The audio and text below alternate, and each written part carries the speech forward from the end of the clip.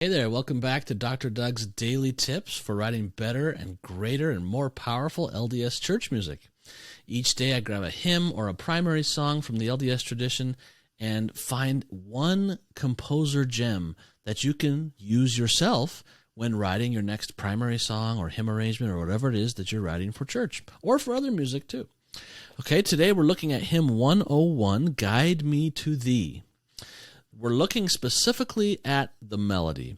When we're writing melodies, we want to always keep it fresh. We're always looking for a fresh note that's not stale, that doesn't make it sound monotone. Okay? In this particular hymn, there's a very key moment that actually gets used 3 times in the melody because it's so fresh. It's fresh enough that you can repeat it and it's still not overdone. I think if it had been done a 4th time, we'd probably think, okay, enough already. But 3 was kind of the max that we could get out of this, okay?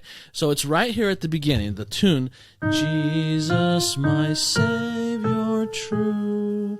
You know, the A natural doesn't fit the key signature. We're in the key of E flat major.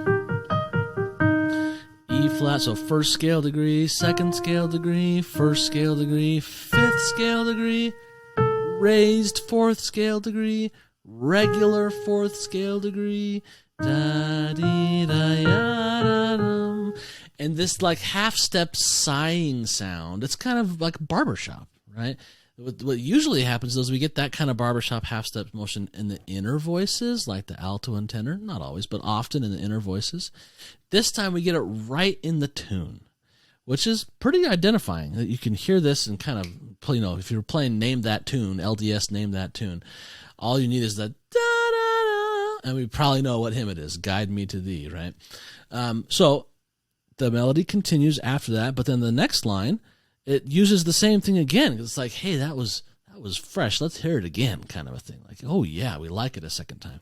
But if we were to do it a 3rd time, again in the 3rd line, it'd probably be enough already.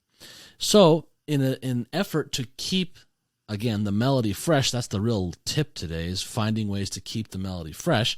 We don't want to overdo it with our little barbershop thing. So this time, in the same measure of the 3rd line, we get another fresh note. And it's the one circled in red there on darkest.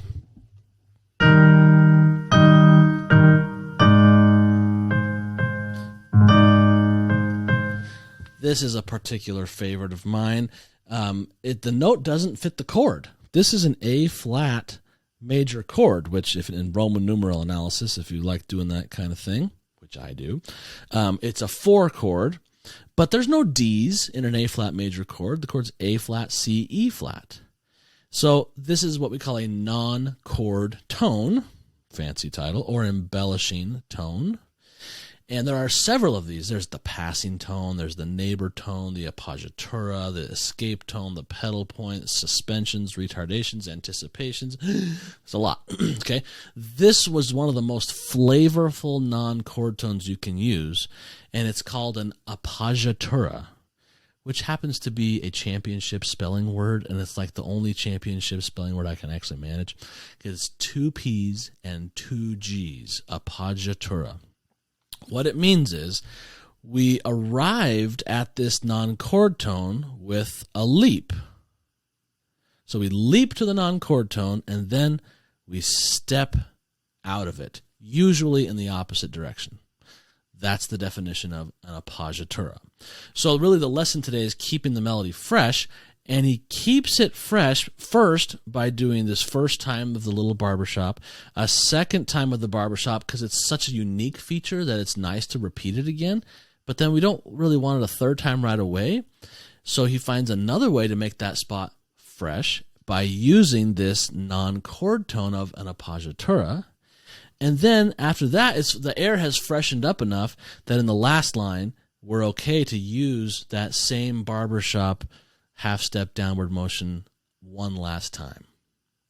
If it had been a 4th time, probably too much. Okay, so this is your little tip for the day. It's not the only way to keep your melody fresh, but it's a very nice way to keep your melody fresh. Mixing a little bit of barbershop with a non-chord tone, in this case, appoggiatura, and give it a try. See if you can freshen up your tune with a non-chord tone or a little barbershop, and it might do just the thing.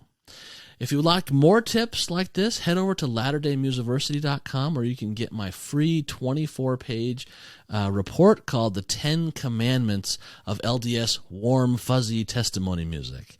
It's 10 really crucial, fundamental commandments that I call commandments of writing strong church music. Okay? It's totally free. Just head over there and enjoy latterdaymusiversity.com.